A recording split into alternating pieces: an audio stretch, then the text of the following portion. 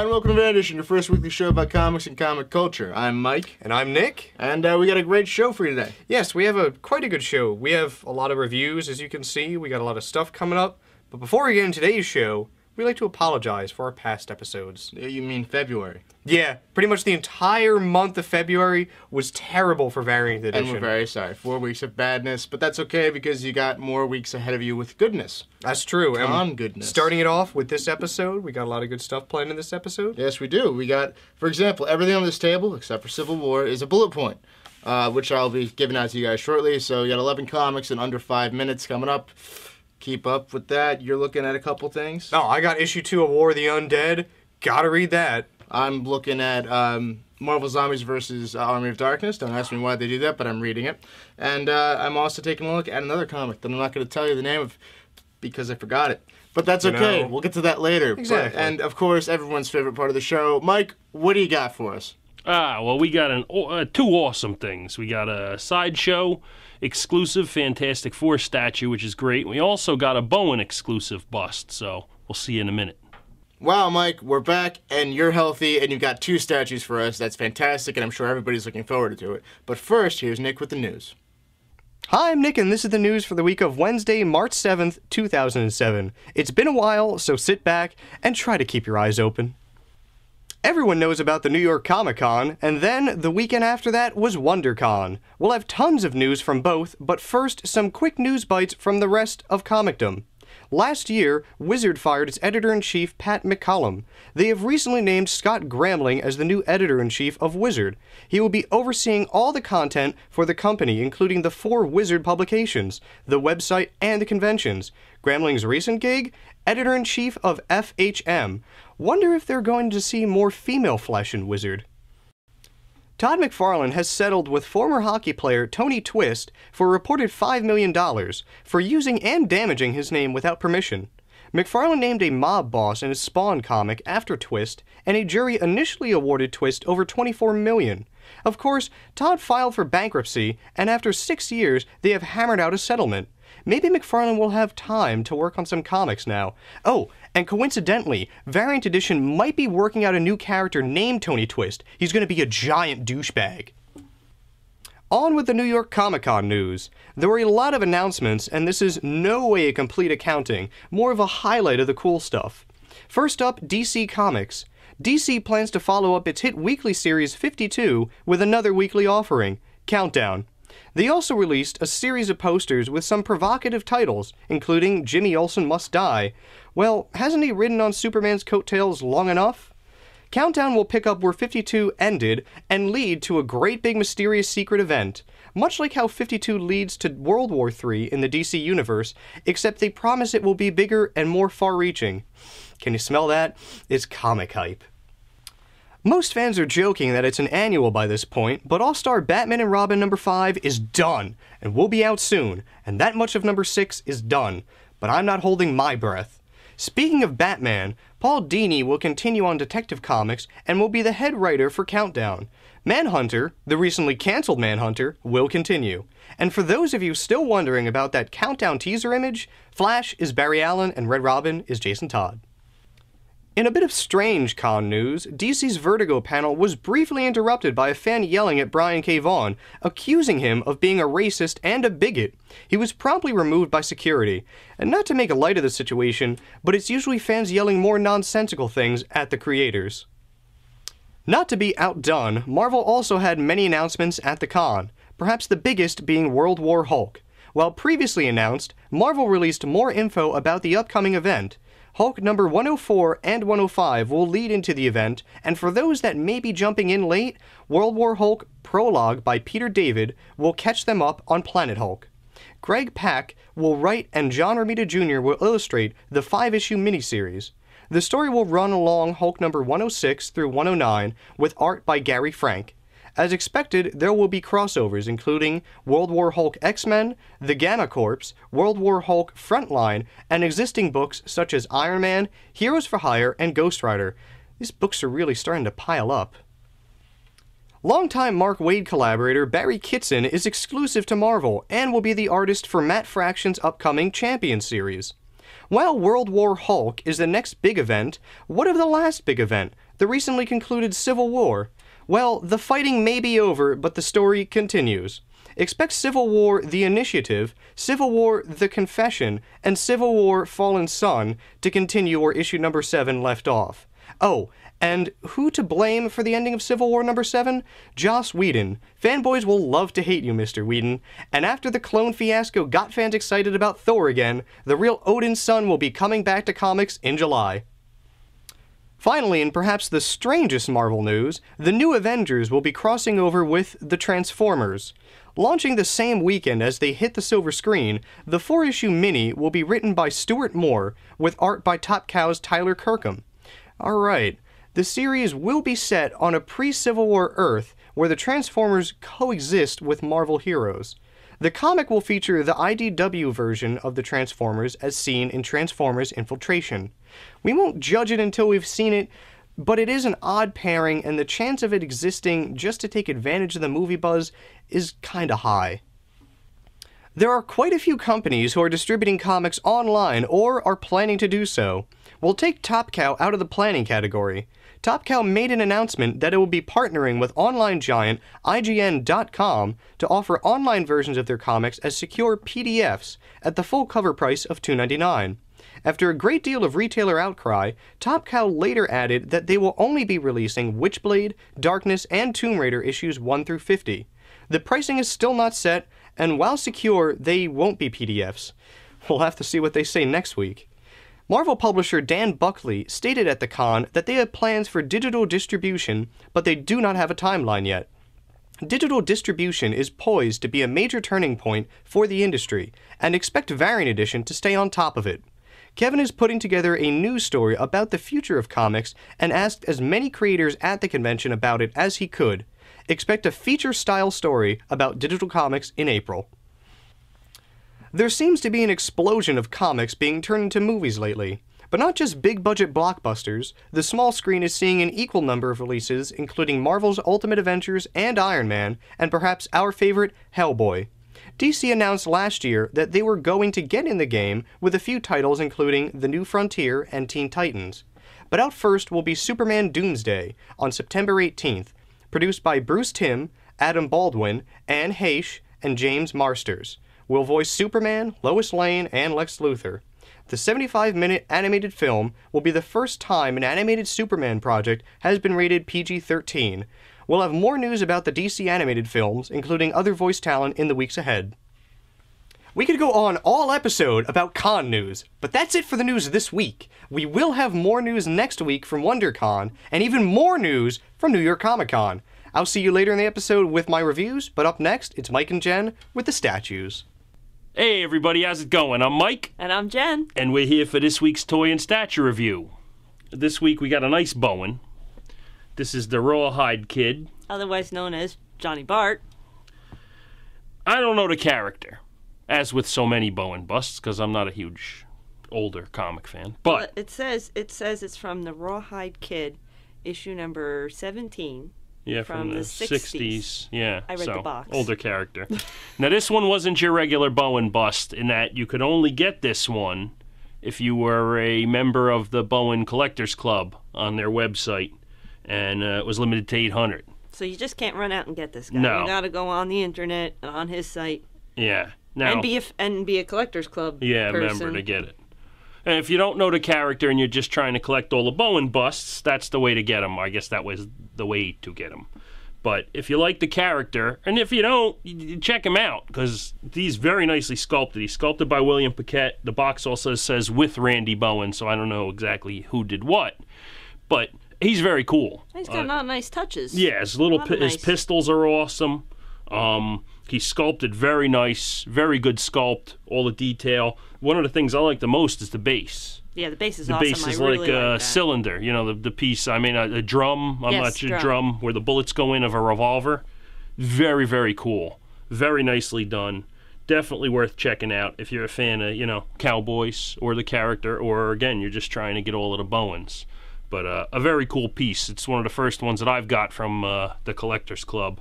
And it's definitely worth checking out, because half of the stuff they do variants for. They do alternate sculpts on them and stuff. They'll do special ones for conventions coming up. Right. And then I've seen a lot of those. If you can catch them, they usually sell a couple hundred of them online to fans of the members of the fan club, collectors club. But the key is got to catch them because they sell out pretty quick. Oh, they sell out real quick. Yeah. But pretty cool though. You should definitely check it out if you're a Bowen fan or a fan of the Rawhide Kid or a fan of cool sculptures. All right, so look into it. Marvel Zombies versus the Army of Darkness? Okay, this is what happens when somebody in the development department says, hey, Army of Darkness is awesome. Hey, Marvel Zombies is awesome. Let's put it together and make crap. And the people will buy it. Okay, this is... what is Ash doing in the Marvel Universe with all the other... with Colonel America, of all people? Like, what are you doing? You go to the Avengers to ask for help and the Avengers shut you down and make fun of you? That would never happen. They're the Avengers. Stranger things have happened than a man with a metal hand and a chainsaw and a boomstick showing up on your front door saying, the Deadites, they's a-comin'. We needs to find the Necronomicon. You're the Avengers. You'd believe him. Why would you throw him into a fountain? And then he shows up at the crime, which they have to fly to in a Quinjet, but he can make it there faster on foot? Excuse me? Don't buy this comic. This is what happens when they just try to run with a great idea and they mix it with another great idea that worked in film. Don't buy this comic. It's horrible. Stop reading it. Shut it down. War of the Undead issue 2, amazing. On the cover it says Wait, what's it say? Frankenstein on the Cross of Hell. If that doesn't grab you, then don't watch this show, because this comic's amazing. It goes into, they get like the final piece to their Universal Monsters theme, and they got the werewolf guy, who's just, you don't know who he is. It's just this guy starting to talking about saying, last time I woke up I had an eye and now I don't, and it hurts to think, and that's not a good sign. And it's just this guy who was kidnapped by the Nazis, and he's telling us about like his plight, his curse, and now he has to hide in like these different places because people always find out about him. And I was trying to avoid that, but the Nazis tracked him down because, you know what? They're Nazis. They're gonna find you. It's because they're Nazis. So it's him being tortured and just like beaten and injected with all this crap for them to like keep him down or whatever.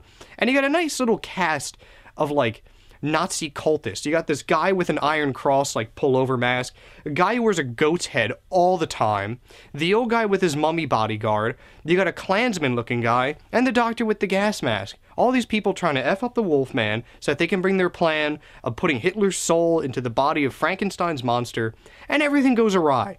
The end of the story is great. It leads up to the resurrection of Dracula, and a nice face-off between the Wolfman and Dracula. The only thing I got bad to say about this comic is it's only 3 issues, but issue 3 is guaranteed to be awesome. Okay, so this week, I'm back on the right side of the camera. I'm not actually going to be behind the counter today. I'm going to review some books. First up, we got Blood Nation #1. It's from a newer company, Platinum Comics. I don't know if I'm familiar with any other stuff before. This may be one of their first books. But it's a really cool concept. Basically, it's the future, and there's vampires. Sounds boring, but it's not. In the future, somebody digs up some people. You know how they're always finding those frozen people in the Russian steppes? Well, they dig somebody up, and they're like, wow, they're really preserved really well. Wow, we're real lucky. We can learn something from these, bodies. And one of them wakes up, and they find out it's Genghis Khan. His buddies wake up. They go on some, blood thing. They've been infected with this, blood-borne virus that basically turns them into vampires. So they go crazy, infecting everybody. Everyone gets infected. Before you know it, the Soviet Union is now basically run by Genghis Khan and this, all his, vampire baddies. The United States is kind of in a weird position because after the Iraq War, they kind of, stepped out of world politics, and they're kind of isolationists. So they're kind of they're not attached by land to these, crazy vampire guys. So they're not really all that worried until the vampires start taking over the rest of Europe. And then, things start getting bad. The United States starts to fight against them. They make some bad military decisions. No surprise. And basically they have to resort to some, satellite weaponry, blah, blah, blah. I don't want to give too much of this away. But the end of it is the vampire Russian, Genghis Khan guys are getting nukes. They're going to, use the old Russian nukes. So they have to, the United States, we got to pull out some special forces guy and send him in. Who's the best guy we got? It's a little cliched. He's the guy in prison. But they get him out of prison, send him off, and he's going to do the dirty work, take care of the nukes. Really, really, really cool. I mean, when I first read the premise, I thought it was going to be pretty lame. Pretty cool. A lot of fun. Really nice art. I can't wait to see number 2. Bullet points, number 5 of 5. It's sad to see a good thing go, but I guess these things have to happen. Maybe they'll continue it later on with Bullet Points Part 2. Who knows? What you got here is Galactus and Silver Surfer showed up at the end of the last of 4 or 5, and it was a lot of what are we gonna do? It's Galactus, and Reed Richards knows who he is by figuring out bits and pieces of information. He's pieced together what Galactus is as the devourer of worlds, and he's building his machine in New York to obliterate Earth and absorb its energy. And Reed Richards puts out an all-points bulletin and calls for all the help. Anybody who's got any sort of power, whether you be villain or hero or rogue or someone in between, a mutant or human alike, come on down, we need your help. And the Green Goblin answers that call with his pumpkin bombs against Galactus. The power cosmic against the pumpkin bomb. Who do you think's gonna win there? Anyway, lots of people die, and Peter Parker, as the Hulk, comes back and just keeps on fighting tooth and nail up against Galactus until he finally gets killed, and that activates Silver Surfer back to Norrin Rad, and he goes, "Oh, we can't let this Earth die. I gotta fight for this." So he throws down with Galactus really quick over in about a page and a half there, and the world is saved because Silver Surfer changes his mind. Happened the first time, can happen again, why not? Good point for it to close. I really hope they keep going with the series again. I thought it was really well written, and I hope they bring it back. All right, Walking Dead 35. 34 was kind of a letdown, but it led into a really, really good issue with 35. 34 ends, they get to the prison, zombies everywhere. Everybody's like, what the hell just happened? Our loved ones are in this place, and now there's zombies infesting it? So 35 starts, they get in there, Glenn snaps. He's like, oh my god, Maggie! So he floors the car, drives it into the wall. He's kind of done at the moment, blacks out. Everybody else is trying to fight off these zombies that are surrounding him, which is a really, really nice showdown between them and the zombies. It's just, they're thrown into this situation they didn't really plan for, and now they're just fighting their way out. Luckily, the RV was there with Dale and Andrea in it. They come out, kind of save their asses at the moment, explain to them what happened, that they were going to open the fences for Tyrese to come in when he went out to look for Rick, and, shit just kind of hit the fan. So they go from the RV out front of the prison to inside the prison, still killing off zombies because they're all over the place within the walls. Well, not the walls, but the fences and, their corridors. So they're clearing that out, and they finally get inside the prison, and you find out that the rest of the characters are safely tucked away in the prison. Everybody's still good, it's just the outside of the prison that's really bad. But the catch of this issue, which was really, really good, the character Martinez, who came from that colony run by the governor and everything, followed them, through the woods, helped them out, did a lot of burning of the bodies of the zombies when they got back to the prison. At the end of the issue, he's gone, and Rick starts freaking out, thinking, oh my god, I trusted him, and now he's not here. He went back to tell them. So I'm really looking forward to 36, and I hope they do some crazy stuff where there's a showdown between the colony and our friends at the prison. So that's it. Hopefully 37 will be awesome. Now we're going to look at the Sideshow Fantatstic Four diorama exclusive. This is an awesome piece. This is a beaut. You got the Fantastic Four here, and the thing is like the base, and everybody's kind of coming off around it. Beautifully done. Nice use of clear resin. Yeah, I love the dry brushing on the thing. It's just fabulous. The style that they're done in is amazing. Oh, yeah, we were just talking about how it looked kind of like an animated style versus just a, replication of what they actually look like, so that's really kind of cool. Yeah, just super dynamic, the way that the Human Torch is curled around the thing, the way that... And awesome dry brushing and airbrushing on the flames. It's very cool. Yep. And the blue metallic flake kind of in the suit. So that's really awesome. Yep. And I just love the thing. The thing is just done so cool. It's such a nice style. But a beautiful piece, a huge piece. This one here, well, the regular one is limited to $750, and the exclusive is limited to $550. Now the exclusive has the Invisible Woman with a clear head. It fades down to it. Very nice. Which is very cool. I mean, her face is painted beautifully. She's done really nice. But the clear one is quite awesome.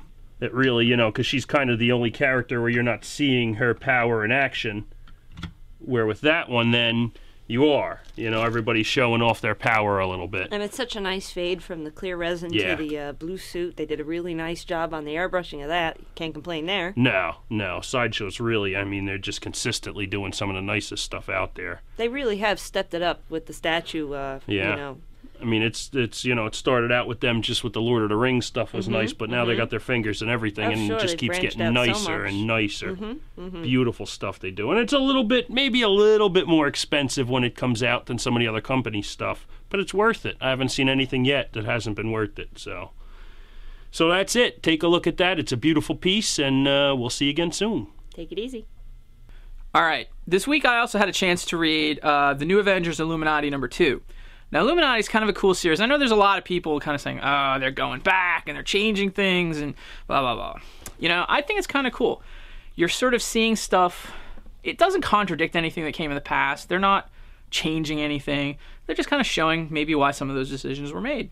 And so far, I've liked it. Second issue is not as good as the first, but the concept is cool. It's real cosmic-y. Reed Richards decides, you know, we've had a lot of trouble with these, you know, cosmic gems. You know, what if we got the Infinity Gauntlet, got all the gems, and we kept them? Then nobody else could do something bad with them. Sounds like a good idea, but no mortal man is meant to possess all 5 gems. And that happens. And you see, I'm not going to give it away, but it's kind of cool. The Illuminati basically comes a little closer because of the end of the story. Like I said, it's interesting. I love the art. Fantastic art. Not as good as the first, but still pretty cool. Civil War #7. How do you take a great storyline and ruin it? You put the Black Panther in it. This ending is all the Black Panther's fault, all right? And I can prove it. Earlier on, you know, they're fighting in the negative zone and they're trying to get away, and they send Dagger and the Black Panther to the computer room. The Black Panther, who's supposed to have a better understanding of technological advances, and he's supposed to be able to work computer like none other, because his world of Wakanda is way advanced. And where does he send him? Not New Mexico, not Texas, but New York City outside of the Baxter Building. That's a horrible idea, Black Panther. What were you thinking? And because you did that, Cap turns into a puss. What? In the middle of the battle, you've got Tony Stark down, and you send EMTs, paramedics, which are the same thing, almost, cops and firefighters to drag him down. I think there was a UPS guy in there. Like, what are you doing? And then you decide just to drop your shield and give up? Oh, we're destroying New York because of the Black Panther. Oh, boo-hoo-hoo, here goes Civil War. Oh, what a way to ruin a good story. But remember, kids, we're only on idea number 42. You should see 43, and 44, and 45, and 46. I really don't care anymore. I think I might just stop reading Marvel, except for Spider-Man now, and X-23, and I might just read DC, because you broke my heart, guys. Hurts right here. Thanks. So the New York Comic Con was last week, and we got a chance to, at least I had a chance to meet up with some of the guys from Archaea Studio Press. And, you know, their books are so great. The stuff that they've got coming up is just amazing. We'll get that to another time. Right now, I want to talk about Killer #3. It's into the second story. And it's basically, you see the guy, he's, you know, just basically botched his last job. He's going to go take a vacation, going to take some time off. And the policeman who saw him do the last job, follows him. So he goes to South America, he's hanging out, he's got his woman, he's on the beach. And then he starts seeing this guy out of the corner of his eye. Needless to say, he takes care of the guy, finds out some stuff, goes back to France, and he's not happy about, you know, who's been following him, why, that kind of thing. This is a fantastic book. I think this is one of Archaea Studio Press' best acquisitions. I mean, Oko Cycle of Water looks really nice, but I don't know, this book is really intense, and I just can't wait to see where it's going. So welcome to Bullet Points. For those of you who are familiar with Bullet Points, and you know that this is 10 or 11 or 15 comics in under 5 minutes. So let's get started. First one I'm looking up is Legion of Monsters, Werewolf by Night. Marvel Comics #1 issue here, bringing back all the old school Universal monsters. You got this chick who's got this letter of mercy thing. It's a silver Bane tattoo, so she doesn't turn into a werewolf. She meets this guy who's a werewolf, kicks some ass, and then there's a Frankenstein comic and the end of a werewolf comic. But whatever. I digress. Next comic I take a look at is Annihilation Wave, Heralds of Galactus. Now, I didn't read the Annihilation Wave because I had better things to do, but I can tell you that Annihilus is dead. I figured that out in the first 3 pages of this comic, so woohoo, I skipped that whole series. Other than that, it's the Heralds of Galactus. Fun stories, the Heralds of Galactus and everybody else. Anyway, Cable and Deadpool. Deadpool is tiny, itty-bitty, and he takes down, like, the Rhino. 3 inches tall and just still kicking ass. I mean, that's a great idea for a comic. And while we're on mutants, I think it's very important to go to the next basic mutant class of X-Factor here.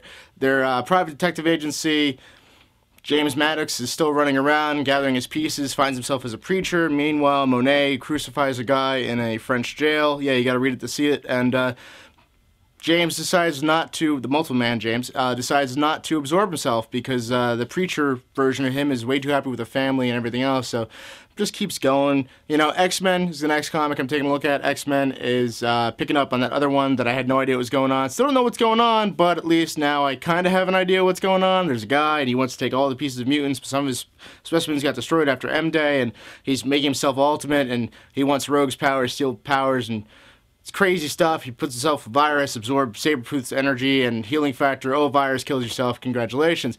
X-Men First Class. X-Men First Class is a series of stories here, very short. And this one they're dealing with the Skrulls. Okay, whatever, dealing with the Skrulls, come down a spaceship, playing pranks, a bunch of young Skrulls as opposed to the old school Skrulls, and they're just trying to mess up the whole X-Men name and mess around with the Fantastic Four, but not really. Casualties of War, Ghost Rider, #8. What we've got is Ghost Rider going up against Jack-O-Lantern. 2 guys with flaming heads going fist to fist. Can't wait to see how this is going to turn out. There's a murder already, and we're going to see where it goes from here. Next up, I take a look at Silent War, because, you know, Civil War, Silent War is obviously next, where we find out that Quicksilver is now part Terrigen crystal mist thing. Black Bolt wants back, and he's got to tear him apart to get him. That's how they end the comic. I don't know what they're going to do. That's going to be interesting. I hope for the best. Sensational Spider-Man, back in black. That's right. Not black tie, because that's AC/DC, but back in black. His black costume, he's swinging around as a guy who's making other Spider-Mans without the webbing, but they can do the leaping and the jumping, and they're mutating, and they're dying. Spider-Man's got to figure out what's going on. I don't even know what's going on. I think there's some kind of mastermind TikTok guy, I don't know, at the end of the comic. Spider-Man loves Mary Jane. No idea why I read this comic. I think Kevin kind of just stuck it in there and snuck it up on me. You can buy it if you want to. Again, if you're a girl, go for it. If you're a guy, don't bother. Doctor Strange The Oath concludes. Wong is still alive. Doctor Strange is, beats up the other guy. He falls, dies. Now it's just Doctor Strange as the Sorcerer Supreme, and world is safe yet again in the mystic village of New York. That's it. That's my bullet points. So I hope you guys caught all that. If not, watch it again. Catch you later. Now, to all you chowderheads out there that say all I read is indie comics or creepy comics, Kev's been making me read action comics, which I'm kind of enjoying. I did the first 2 issues of the Superman story that they got, where they're like incorporating Zod and stuff like that. But 846 is definitely great. And it sucks because Kev told me that it's like another 3 months before I get to finish reading like this story arc or whatever, which is a letdown because the way this ends is great. So Zod's back. And he's back at the Fortress of Solitude because Superman is gallivanting around with Lois Lane and the new Kryptonian kid, and he's trying to, like, make him, like, his son and make him wear glasses and be stupid. But Zod's at the Fortress of Solitude figuring out what the deal is. And they're all laughing. They're like, haha, Jor-El thinks I'm his son. That stupid simulation. It's great. And then they kind of trash the place because Jor-El's talking smack about Zod. And he's like, you don't do that, so he broke all of his junk. End of the issue. They show up in Metropolis. Superman and him kind of have like a face-off showdown thing. Not really much of the fighting going in there, but it's just them beating the crap out of each other, and I'll throw you through a building, you throw me through a building. And at the end, it's Superman saying, you know, who's going to stop me? You and what army? And Zod's like, this army. All of a sudden, all these ships, like the ones that Zod came in from the Phantom Zone, start landing in Metropolis. I can't wait to see where this is going.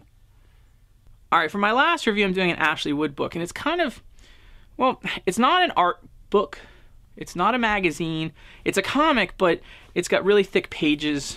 It's got this cardboard cover that kind of, well, it's almost like, you know, the pages flip out so you can see some more art on it. It's kind of cool. It gives it a different feel. than your sort of standard, comic. Basically, it's a bunch of 3 short stories that'll then, eventually be serialized on. I think most people will probably want to read it for the prequel, I guess you could say, of the Zombies vs. Robot series, which you kind of see where all this trouble began. There's another about this haunted house that appears in somebody's house, like neighborhood, and then there's another about this magician who seems to die all the time. I'm becoming more and more of an Ashley Wood fan. His art may appear very sketchy, but there's so much motion and life in his drawings. Sometimes there's something to be said for an artist who can portray something in very few lines, and he gets the point across more than someone who can spend, hours and hours, shading and doing all this stuff. If you're trying to get the emotion across, that's all that really matters. And Ashley Wood is sort of a master at that. I'm glad that IDW is sort of giving Ashley Wood a chance to sort of, just express himself. They've definitely kind of going out on a limb here because this isn't a regular comic book style comic, with the cardboard covers and everything. I hope to see more of this, and maybe, if this works, to see some more artists who might want to jump in there and, just try something different. We shouldn't be afraid of different things. And we got a quick teaser for you, too. Next week, we're going to be reviewing a Sideshow piece that's huge. Oh, I can't wait for this one. This is a giant one, and he's green. Ooh. So tune in next week to check that out. It's going to definitely be worth it. See you next week. Later. So that's the show this week. That's pretty much it. And what a great show it was. And speaking of great shows, episode 46 came out on Monday. Now, I know what you're saying. It wasn't timely. Well, we shot it before we did the con and before the plagues happened, and it was delayed because we were doing all these things, and there was plans and contacts were made. There's a phrase that comes to mind. Oh, yeah, eat it, chumps. Yeah, you could just watch 46 anyway. Yeah, so you can enjoy that, but... Yeah, and some of our, breaking news has been coming out. Variant Edition is soon going to be on Akimbo. If you haven't read it on the website, that's right. It's going to be on Akimbo. Akimbo is kind of like on demand, but it's it combines the best of both worlds. You get internet and TV. It's kind of like peanut butter meets chocolate. Peanut butter meets chocolate. That's a great idea. Exactly. Make something. And we're going to be part of this. So, if you guys get Akimbo or anything, you can definitely check us out in the comfort of your living rooms. And this is, of course, just the start because we will be expanding Variant Edition and growing ever more popular by the day, we hope. Or at least we like to think so because my ego really needs a good rub every now and then. Hey, if we don't have our dreams, we have nothing. Exactly. And last weekend was the New York Comic Con. And we had a great time there. Yeah. Thanks to everybody who stopped by and said hello. Hello, Greg. Yep. So we finally met. And thank you, Tad Stones, for making that guy at the booth next to us feel like that big when you came over and said how much you loved us. Yeah. That was nice. Calling us awesome really helped. Thank you, Tad. Love the T-shirts, by the way. Misprinted, Hellboy, Left Hand of Doom. We'll go into that another time. But speaking of the con, we plan to do every day, meaning Friday, Saturday, Sunday. Yeah, follow Saturday, right? Yeah, Sunday. We're doing those each as episodes. So you're going to have See? Yeah. Yeah, exactly. So we're going to have a Friday week, a Saturday week, and a Sunday week. So wait, you're telling me that on that Friday, Us at the Con Friday is going to be one episode, and then the next episode will be Saturday with Us at the Con, and then Sunday will be Us at the Con again? Sylvan Learning Center. You can't argue with these results. Yeah, so yeah. I'm just a walking... I'm not going to... Yeah, go ahead. We're proud of you. But anyway, that's it for this episode. Someone's got to be, I suppose. Exactly. That's it for this episode. Mike, say goodnight. Oh, no. Oh, God. Speaking of the con. God, we're... All right. I forgot what I was going to say. But yeah, so you can find us. You can find us on live feed. You can find us on Google Video. Live video. Google feed. You can video. Feed us. YouTube. Our website, as per usual, variantition.com. You can subscribe to us through iTunes. Akimbo, if you've got Akimbo, you can start watching us on March. Soon to come, very shortly, and soon by the end of the March. Yeah, you can watch us on your computer, all right? Yeah, you can watch us on your computer. The internet, it's an amazing place where you can download things. Yeah. But yeah, you can also contact us on the internet. You can contact me at mike@variantition.com. You can email me at nick@variantition.com. Please do. He's really sad and lonely at work. You can email Kevin at kevin@variantition.com. And if you want to drop a line of the Swiss tax, it's statues@variantition.com. And of course, our new guy Lewis is lewis@variantition.com. Lewis, I did not forget you. Yeah. So that's the show. Yeah. That's it for this show. That's an episode. I don't know. Look forward to our crap load of coverage from the New York Comic Con. Absolutely. And I'm going to say hello to our special friends that we met at Atomic Comics from Phoenix. Ah, yes, with their Great traveling people. comic mobile. But more on that later Good on stuff. in the episodes to come.